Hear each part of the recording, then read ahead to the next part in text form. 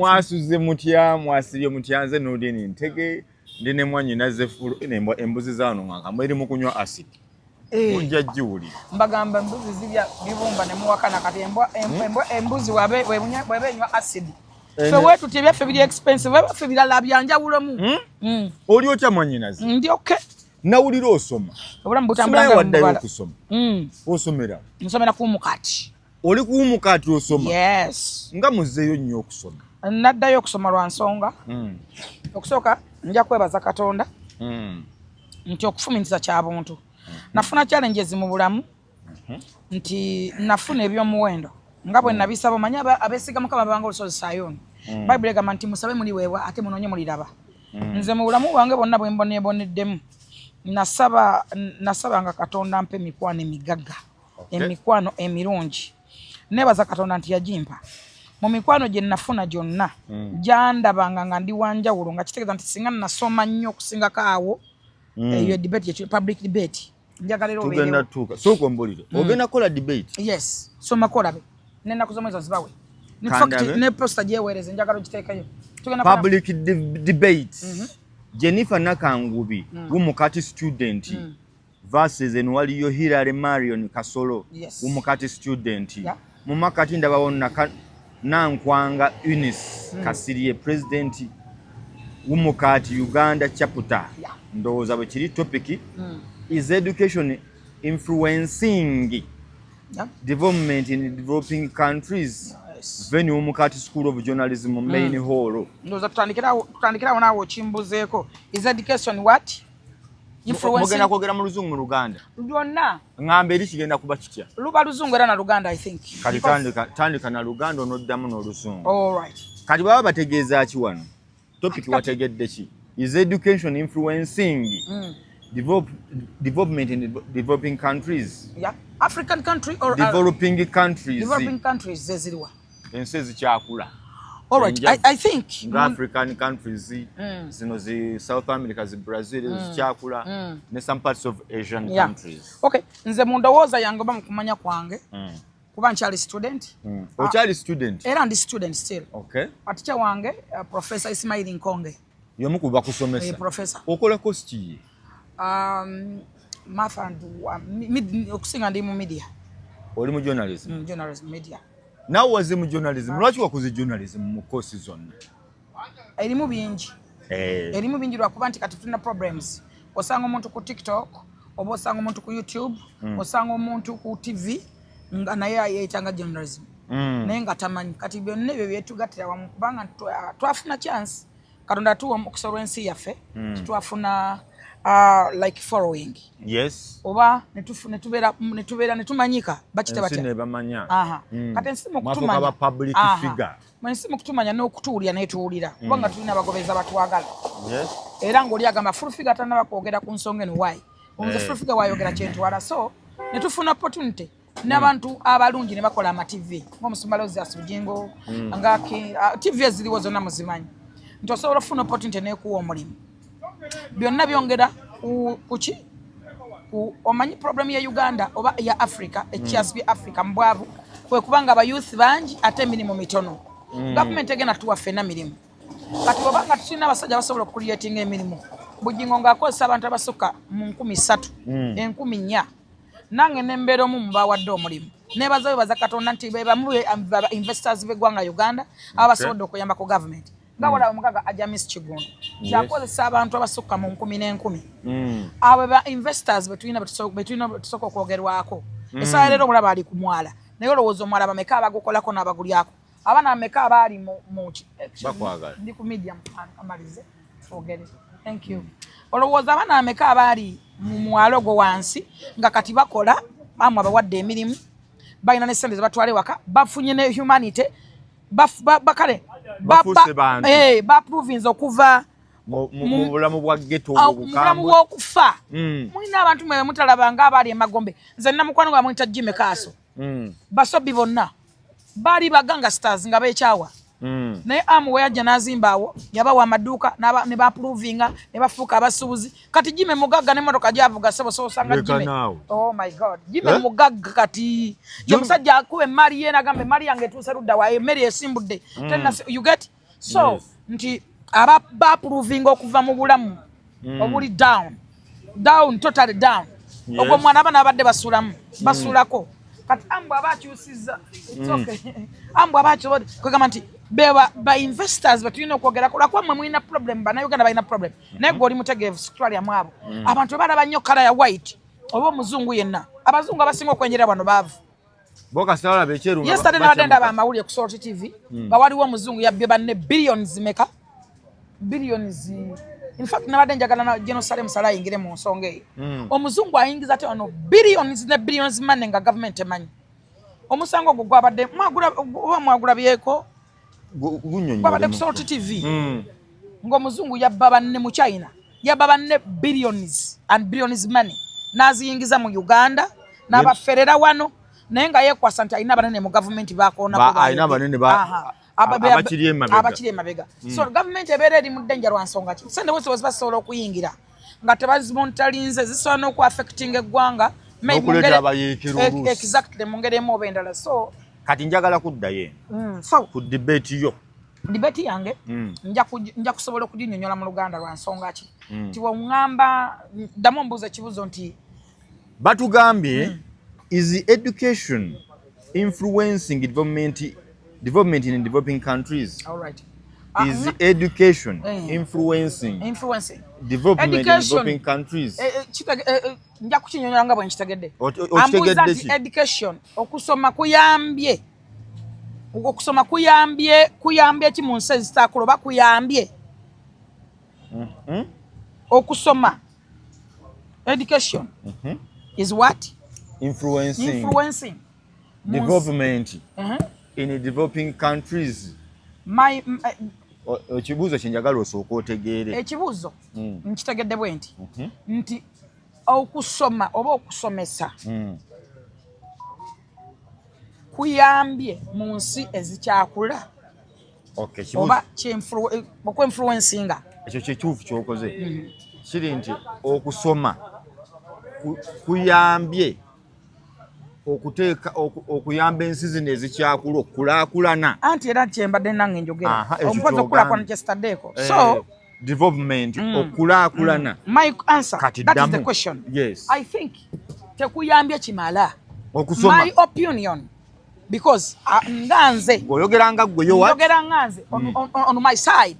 Okay. My opinion by the way teacher wange Mr. Ismail Nkonge ne mukati yonna debate eno mbebaza naye debate eno njagadde ngiseyalingeko nensi wabweru accordingly nudi ntege gwentudde nayo omukuba akulira media esinga obunene wano n'okuteekateeka biki ebita ku mpewo na biki ebimanyibwa kubanga ati kyemanyi ti amanyi journalism oba media era nze kasitonga nti okola journalism nja kujja tuyiseemu naffe wano onyambe nako njagala please you just come and help me. Yes, I need your help. Research tugenda mukola fenna. Yeah. So on my opinion I think oba wengaziya ku bwongo bwange oba entegeera yange gwenga bw'okiraba ndabira ddala ng'okusoma tekuyambe according to the situation. Essaawa leero osanga professor osanga teacher nga teacher yasomesa MP nga MP afuna motoka ya milioni 3.5 nga teacher omusaala gwe ali ku 1M oba 7,000. You get? Olusi 5,000. Awo wensinzira nenkugamba nti okusoma tekuyambye ensi zikyakula nga ziki nga African country nga zi Uganda. Secondly osanga baprofesa abasajja betwani bali tuwa ebitiibwa nga professor ayambala n'engatto n'egwa olubege either wali kunsaka y'amalwa because okusoma kwe tekwamuyamba lwaki nti ensi ezikyakula tebasiterawo the way omusajja ono asomye ne waba awummudde kikyayinza okukola oba ne waba akuze mu myaka nti tebasasulwa tebabateekerateekera mu system yaabwe ya educations kiki ekisobola okubayamba mu biseera ki. Secondly abantu abasinga bogogolinga ku basajja abaavumbula ebintu kabeera abakola olaba zina motoka za Toyota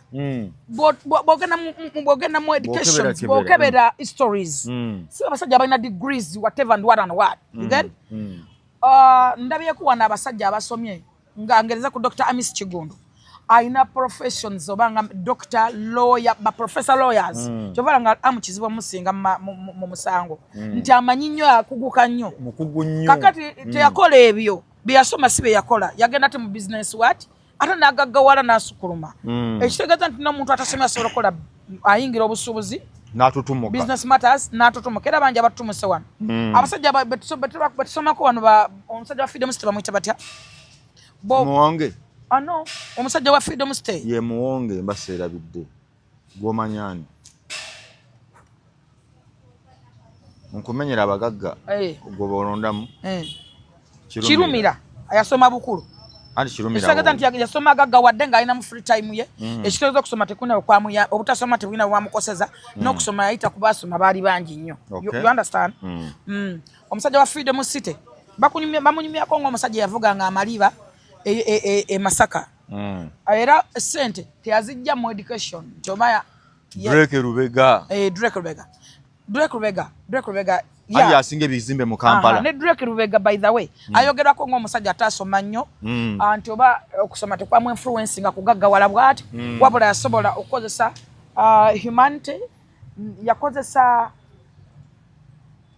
yali hard working I think it's what chogera bwetu nti yagenda mu hard working n'afumintiriza nnyo yakozesa okufumintiriza kyeki anti okufumiza koze ekitabo akatabo k'omusajja wo kenyini reason beyond and reality yatuula n'afumintiriza n'alowooza n'agamba so bw'okwata esawa ya leero mbadde nkola research nga nze accordingire ku debate gye tugenda okubeera nayo ne Irale nga nkola research yange noonyereza nnyo nga ndaba ababaka ba parliament abasoma abangwa oba abavuddemu oba abakoze eki nenonya zaakedi zaabwe abasoma kuba abadde mu parliament neŋŋamba omubaka wa parliament nga saba akedi yonna gy'ogamba nti eno yagundi neŋŋamba ate bana basajja abaze ne basuubula nga sina ababaka ba parliament osonga ku bizimbe Drake Rubega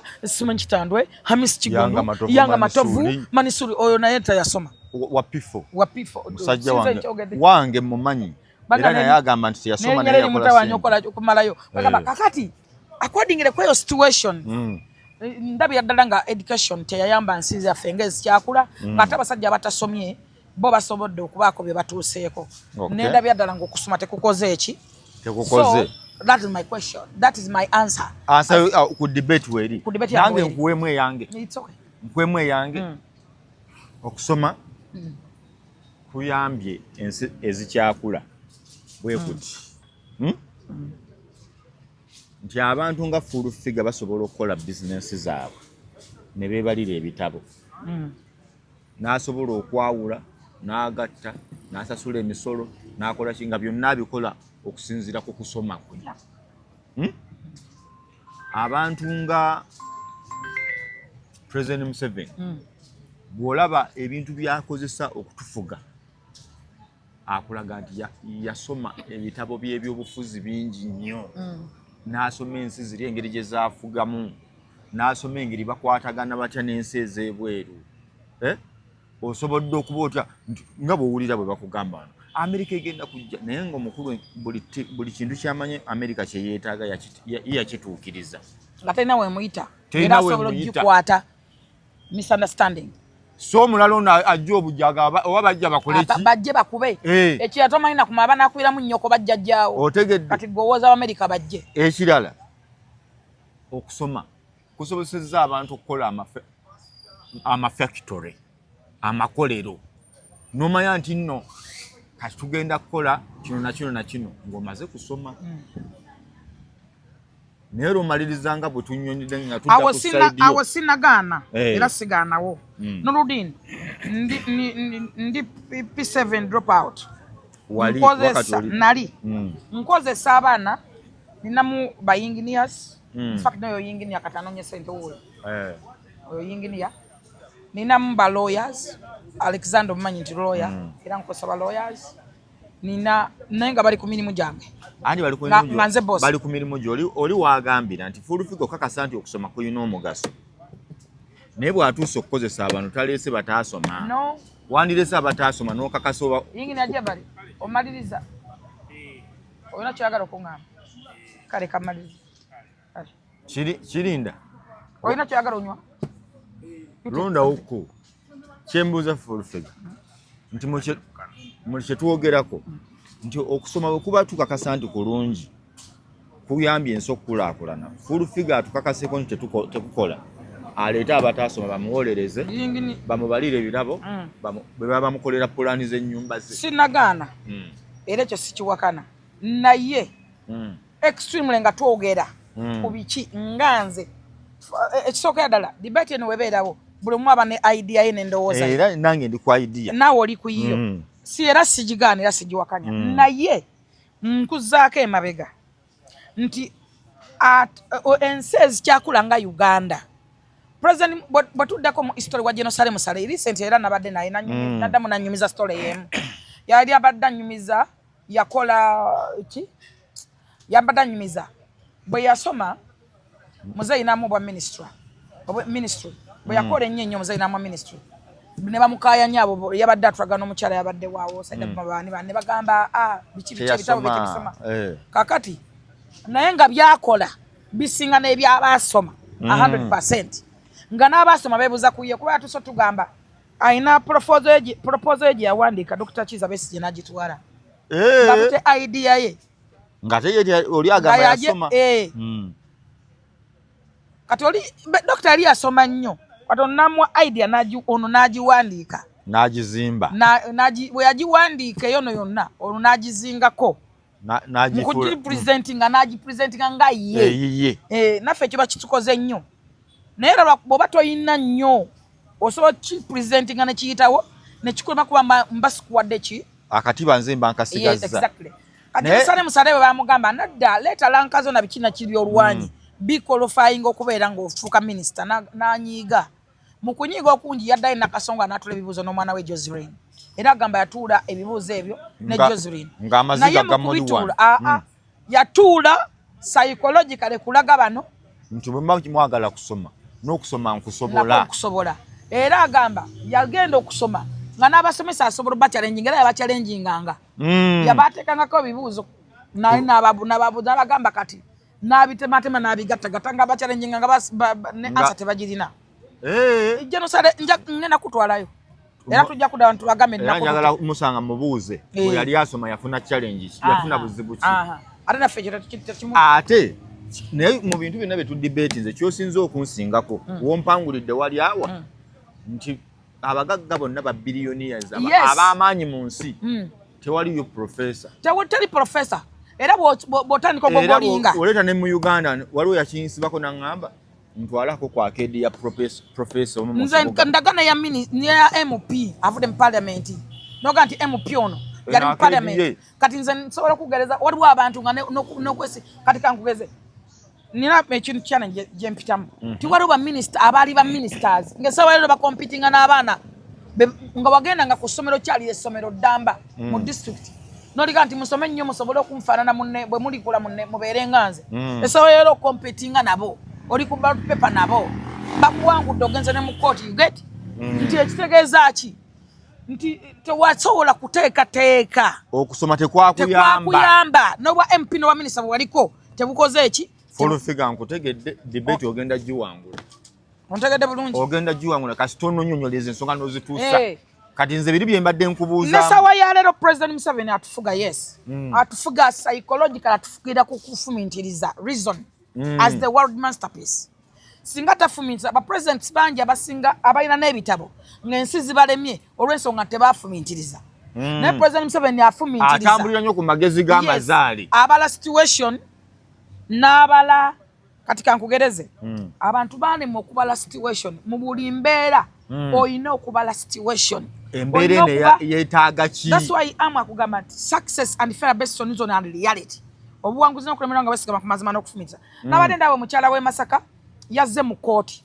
mu kujja mu kooti ne yeekolako blanda ye kennyini mu kamwa ke yamidde mu maaso g'omulamuzi n'awanika omukono nga tebandika kubala box n'agamba owekitiibwa omulamuzi President Museveni president w'eggwanga yagambye nti twabba obululu bwe era wano wenjogerera bagobye RPC bagobye DPC bagobye ono yabali akuli ebyokulonda bamutani returning officer bamusibye eyo yokka gye weewaddeko obujulizi no de wewo woyogerera ekyo omulamuzi omukakasa nti oli bamugobye n'omulala bamugobye yeye asigadde yo musubira kola ki yeye anasigaza omulimu nayo yagala bamugobe ani yabadde ayogera ebyo omukyala we Masaka gwe babba kituufu byabbibwa naye engeri ye presenti nze w'omulamuzi yakenyina abamaze bakita batya penetrating okwekubajje exactly yeekubye bbiri nejje n'abyerondera lumu neyejjamu n'afuluma teyalekedde mulamuzi choice yonna no way tosobola kuyimya maaso ga president ow'eggwanga ate n'omwana w'obujulizi nti oli bamugobye eyalondesa naye agobeddwa RPC munaba bamugobye diso bamukutte kati oba osubira mulamuzi oyo okola ki so kati omulamuzi yasaze ono eyamuwadde ensala genda ne oba okyasuubira ki kati oyo mubaka yabadde ategeera ati kyenkugamba nti okubala situation kyenkugamba nti okozesa wano kati yakoseza bitabo bye yazena bitabo akozesa luzungu namukuba psychological kati nange nsobola okukuba wano okufumintiriza reason as the world masterpiece olwo yabadde awaabidde yakuza atya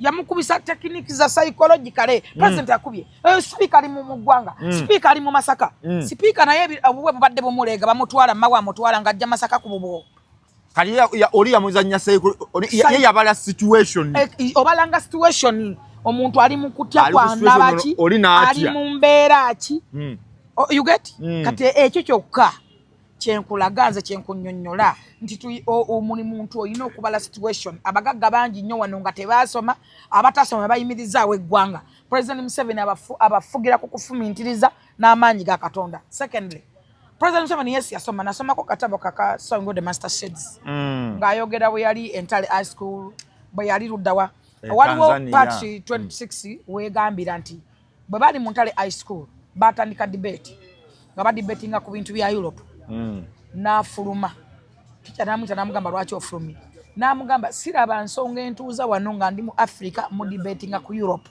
There is no reason lwaki nkyawuliriza tero ensonga etwogeza ku Bulaaya ng'ate nze ndi waawano ku lukalu lw'abaddugavu. Era ticha yamuyita n'amugamba omwana gwe oli wanjawulo ogenda kubeera mukulembeze somesa baasha oba kugalabiza mbooko zaana no somesa beddaabo ngenda kugulira akakatabo Songo the Master Sheds ngenda kagulira okasome teyamukuba yamugamba oli wanjawulo era olibeera mukulembeze ticha we akatabo ke omanyi ebintu bya President Museveni abantu wabyogerako babitwala nga ebyokusaaga kiringa nze bwenjogera abantu bakyakutwa naye bwayita ebbanga bakuddawo ne bagamba ne full figure yayogera baba balowooza nti oba ndi mu kyakali nti oba nonya likes bagawo tategeera ali bwati na views sinonya likes and views sinonya kyakulya ensonga osooka zifumintiriza ne yes ate ngenda okwogera ekintu beeyita nga nkinako facts nabagamba wano twalondanga 14 18 19 abantu bonna babaka abaali bayiseemu abanuupu bonna abanuupu n'abo abayingidde kati mu Kampala oyo ayingidde Kampala baali Kisozi ewa Museveni bonna afu olufega saagala oyogera ebintu byanjwanjo anti kati nze nja kugamba ekigambo wakane nze naliyo waliyo Kisozi batugamba mulindeeko bano bazze baani abaali bazze Kisozi nkomyawo fulufega toyogera kintu nga tokyekakasa gwagenda obuuza ayatutte Kampala nti waliko ekisozi wumanye mupi ate umene mupi mwagazaki ani yatutte Kampala nkomyawo anyway bonna baali Kisozi tugende mu bibuuzo ebiddako andi ekibuuzo kyange kitandika abantu bonna baali Kisozi bonna abayitamu ate n'abaagwa agenda basisinkana oba banuupu oba badipe oba befudisa oba ba NRM batandise n'obbalaba kati ne lunera abayitamu bonna oba oli wa nuupu oba wati bonna bagenda Ekisozi yasooka kulaba nuupu Museveni yasooka kulaba nuupu kati ng'abagamba ki be baali bamunoonya fe tuzze Yesu Omunazaalesi kati baali bamwetaaga n'abaali besimbyewo mu Kampala kuba osimanyi bwaki baali bamwetaaga bonna abaagwa abaaki yabalabira kiso abayitamu kozi bayite banna bakulonda bwe bayite banna bakonda kubanga nze nali ne Kizito ono waffe wa NRM era bamwa bilioni 2 n'ekitundu naye gwe yasimba naye bamwa 2 ekitundu Kizito gwe nalonda gwe nagwa naye meya ye ne bamwa 2 ekitundu naye ali gwe yasimba naye bamwa 2 ekitundu bilioni sogera ku milioni meya tugende ku mbozi endala embozi lwaki ogikaka nze sijikase bano bavayo okyaliyo baali tubakyaliyo about stopping nga basobola kulaba bannuupu wabula bannange ndeka ojja kungo byaffe batugobadde mu State House balugamba full figure sikusobola naye baali Kisozi sino baali Kisozi tebaali mu State House kati yabalaba bali makaga president of course yabalaba ate ogenda nga tolina appointment kati gali maka nago geetaga gali kw'obugombe amakago bwa president makage olama magala gy'otayingira atanaba kubulengerako wadde butuka kwa wadde weero siwe kyatabusobola tosobola kuyingirayo atolina appointment naye Kisozi ate president Museveni naye mwe abantu balaba president Museveni olw'okuba nti ali very humble jjajja abantu munnange ekintu kyabwa president kati kagamba ekyo nikyo nsooka ombolire abantu balina ekintu kye balowo mu mind yaabwe era ndaba ko abantu nga bavuma president ndaba kana akakazi akampi akalinga obulamu bw'ensi eno katunulanga ebibbo bya lubaale simanyi ebbiira avuma president netunuulira buno nebbiira alemedde nnyo ku president lwaki butabana byakola psychologically basiru ekyobusirusiru ekiri waggulu obusirusiru kyekibutamanya nti oli musiru ekyobusirusiru ekiri waggulu w'obusiru kyekyobutamanya nti oli musiru olunaku olwotegeera nti oli mugezi toliddamu kubeera musiru kiringa omulalu omulalu bw'abeera ku street amanya nti mulalu olunaku ategeera nti mulalu taddamu kubeera mulalu era abanagamba nakudira lundi mulalu takiddamu wamanyira nti kati nina okuvaako ku street ngende nabe nyambala enwe kati bbiira ekimutaanya ki busirusiru ne bbiira omugamba ki sina kye mwagaza naawe ate njogere ku bulamu n'abafu kati oyo naye muwa obudde mutuleke bannanga ate mutuwe mu break amukwana excuse me akiyitirizaamukko bbiira ajja kibulira naye ali bweru tebajja mufuna ndowooza the end of the day almost the best you will be back here okomyewo otya nze mbalabyeko bangi wano the end of the day you will be back here nze nina omuntu gwe nensunga ajja kudda waali awo timo era yansanga wano yajja nnoonya Bukenya Media munoonyeza ng'anyo omulaba ng'anyo mu miitinga Bukenya Media najja ng'amukubako wano tuvudde wano afunye ebizibu ne Isima bamukubye amasasi biki muyambyeko addusa agenze gwe wamutolosa ndaba atuuse yatandise okunvuma nekyanvumira sikimanyi nagenda e Dubai ne mbatwalira emmere ne mbatwalira ensenene ne bajja ne bajugubana nasula ku hoteri ekisinga ebbeeyi nga tebabakkirizaako nenwana nnyo batuuka we nali nsuze wali mu hoteri nga bo tebakkirizibwa kujambuka ku buzibu bannayuganda badunyawo 4.7 nasula ku street esinga ebbeeyi mu Dubai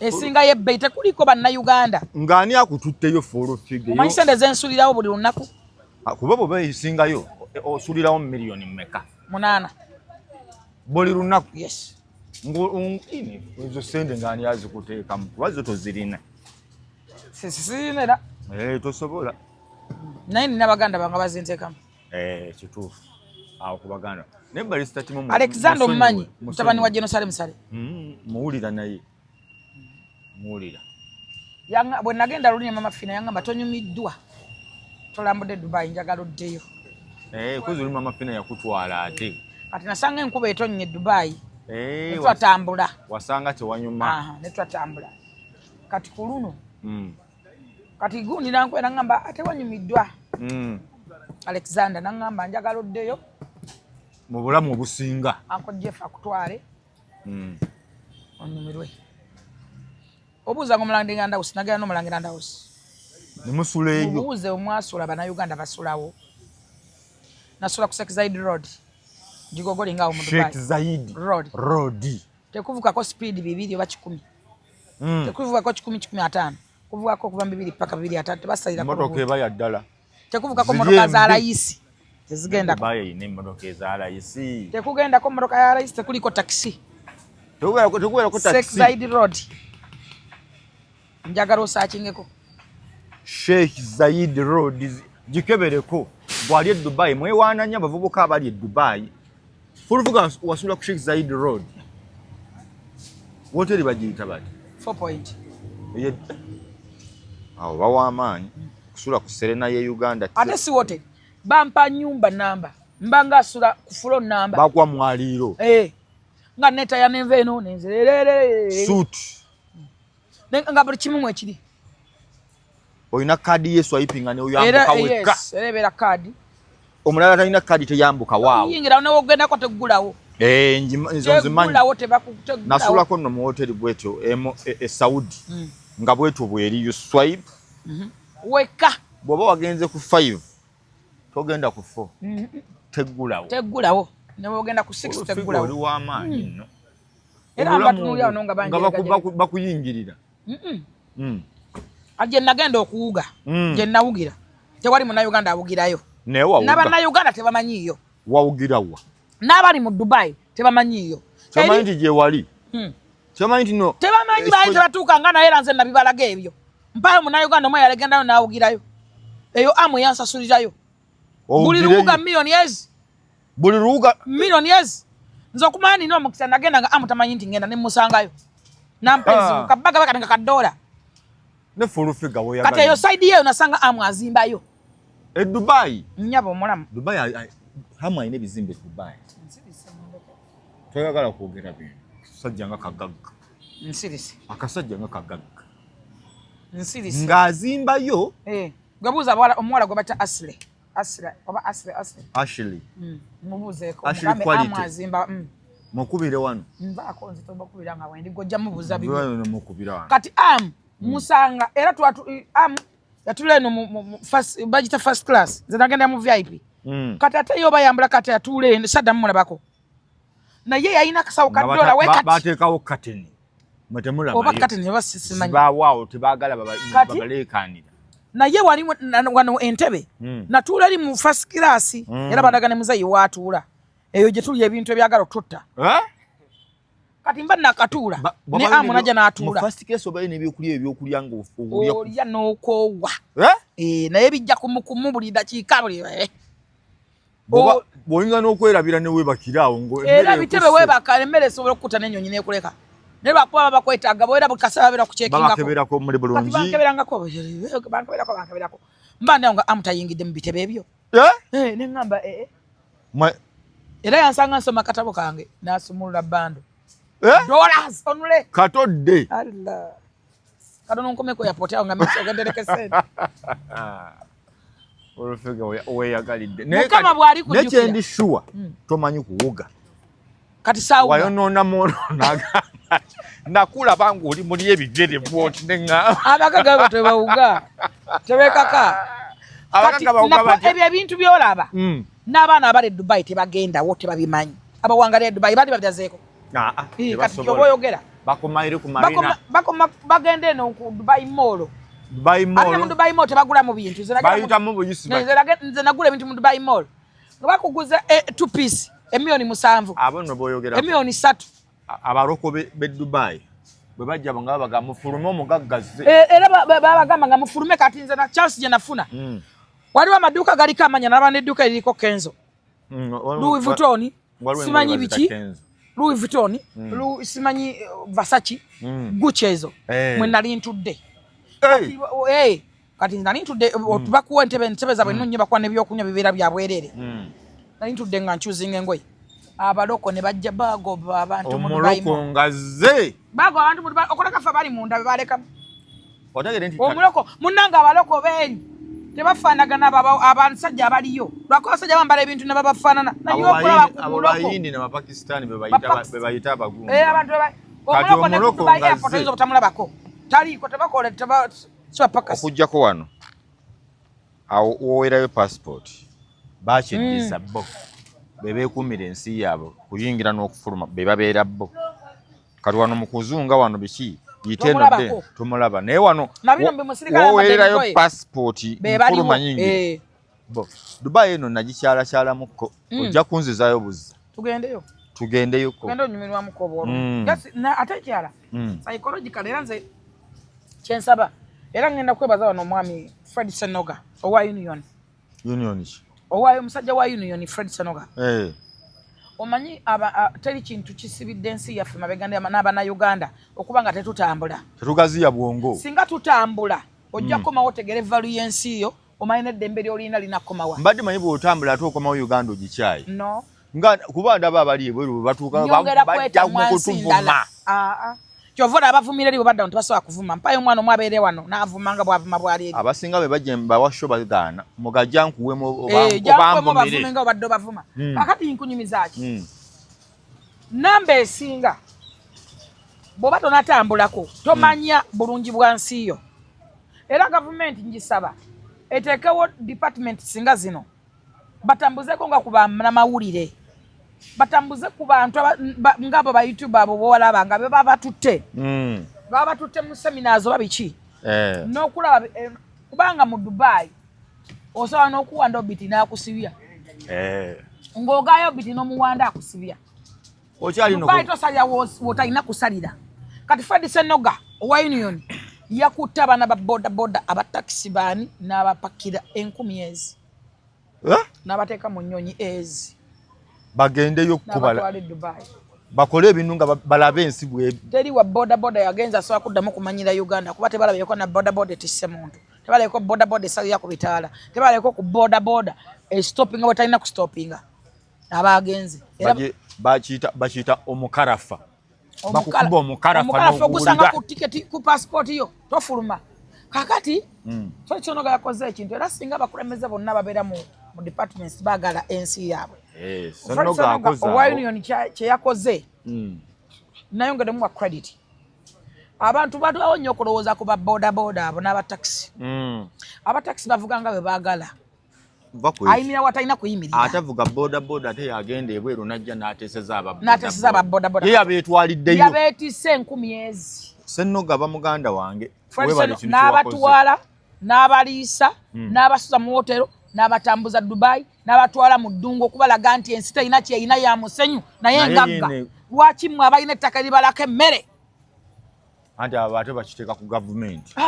Gavumenti erina ettaka bino byonna mukulemesezzaako embeera embi. Gavumenti ekoze buli kintu kyeyina okukola wano wensinzira okwebaza Jenosale Musale Operation West Creation. In fact ebimu ku byawanguza President Museveni ebyo ngenda kubituukako. Ebimu ku byawanguza President Museveni Operation West Creation yemu byawanguza President Museveni. Operation West Creation Jenosale Museveni gyakulira PDM Parish Development Model eyo yakola akalulu Museveni n'akeekolera nga tekaliko kubanja free yabadde omukazi Nekesa the beautiful Babula Owundo former minister. Nekesa oyo buli muntu amwogeddeko. Nekesa kye yakoze tekikolwangako tekibangawo ku secretariat. Ne secretariat ne bagizze ebbali ne bagamba Nekesa yajjo kimala. Nekesa Babula Owundo teyakoma kulungiwa. Agonda engalo nyina yamunaaza olweza percentage President Museveni gye yafunye tagifunangako ku lukalu lwa wano yonna agifunye Nekesa ali mu office. Omanyi lwaki? Nekesa yata office. Ne lwaki Nekesa yeeyisa bwatu bannene beeyisa bulala buzibu ki?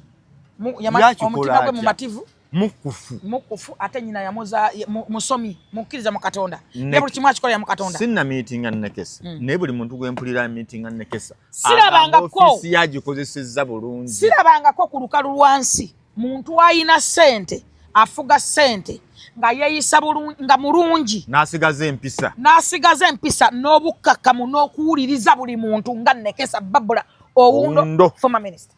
Nkyogera mu kamera sirikizzaako lugalo okyogera lwakuba yakuwokyayo oba okyogera ku kyolabye ebyadda sikunjo kyatenza njo kyeki naye okkiriza agula office buli muntu kira nani one buli kintu kyatuukiranga mu budde njagala ompeeyo kino muze yakoze lale bbiri daily wano wakozeeko naye non-stoppable.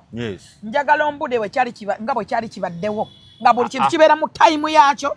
Tenti ziba zatuuse ba asha ziba batuuse t-shirt ziba zatuuse sawa emu andu baba batandise kwamba t-shirt emmere sound weeri nga nnungi amazzi weegali emmere weeri oyo yenna abeera Nekesa kubanga yetwezala ye Nekesa mbuuliraayo we wali obirabye saagala mwogerera nti namu meeting naye muwulidde Muzeeyi Museveni abadde akola nga tewali bannamawulire bamukavalinga kazibeere TV ku mulembe gwa Nekesa nga trezala bafomatinzewo ekintu kye bayita abaana abakavalinga ku secretariat babaita bata webali okuli ba secretariat ki secretariat media team secretariat media team ngeri ku payroll Babu Kenya webale nnyo tebakomye okwo ne babawa muzeeyi n'agenda n'abalaba omanyi kyekitegeeza nga Nekesa yakirimu nga n'abateerawo baasi ezibatambuza nga zisasulwa Nekesa omulaba ne bano boolaba ab'essayidi endala nawe yabawadde ssente wabaddewo amameja Emma abageto structures omuli badada oyo mwana akoze nnyo dada yakola bulungi waliwo abasekretariat babayita batya okuge baliko secretariat oyagala mbakolage kono n'otabandaka katisago kitegedde owulira Nekesa yabasalirawo nti balina okwebaka mu hotero bulungi balina okulya emmotoka ino batambuza mu budde ali nakikola tiimu ne zibeera nga ekavalinga ku makya tekavalinga lwaggulu ekibangawo njagala okimpe nti kyali kibaddewo abantu basasula we bati kati no bulijjo budget ezo zifuluma zoyogera nga tezikola naye kati Nekesa yazitaddewo ne zikola era President Museveni tuyambe ekintu kimu kubanga tukimanyi 2 wawamuwangudde dda naye tojja Nekesa ku secretariat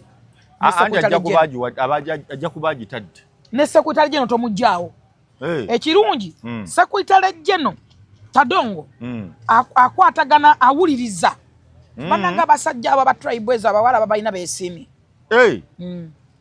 singa badde nkyalimu enkizo akuba neekulidde nandiyagadde ku basajja abo tembunayita nnyo ofunayo agenderedde ow'ataano nedda kati tugenda kulitayalinga ofunayo omusajja w'ataano batukuze twanateleta abaana nga oddamu ebyo mufunawo munno we mukadde nasooka kwegomba omusajja oliro keki omusajja oyo yafa yannuma yalina empisa nga mukakamu bannange ng'awuliriza buli muntu omusajja olwo keki kiringa ne Sabbiiti muzeeyi Sabbiiti wagendako mu ofisi oba bambi ali atya anti yafunakawo accident ojja genda omukebereko munnange naye Sabbiiti arespectinga buli muntu muzeeyi Sabbiiti awuliriza awa abantu ekitiibwa namusanga ng'eyembuya naye ze bonna olaba nga bo boogedde Nekesa akyali mu legiye Nekesa era ku Nekesa sekuitale jeno n'omwana gwe bayita Dafu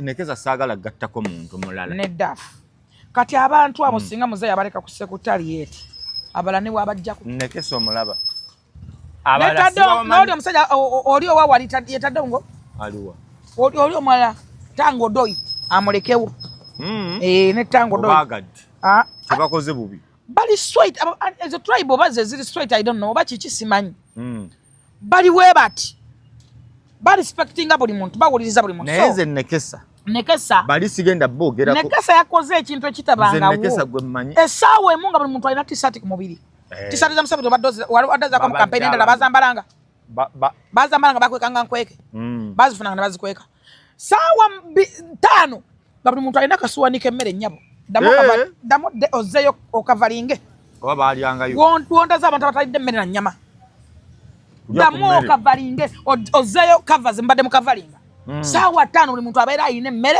abantu balanga emmere ne batuuka n'ogisiba ezo budget tezabeerangawo oluli kitegeeza nti zabeerangawo abantu ne bazirya Nekesa atadde ssente Nekesa anti obola bankugambye nti bali bonna boyogedde ku mulembe guli babaddewo naye olwa Nekesa nga ye mukambwe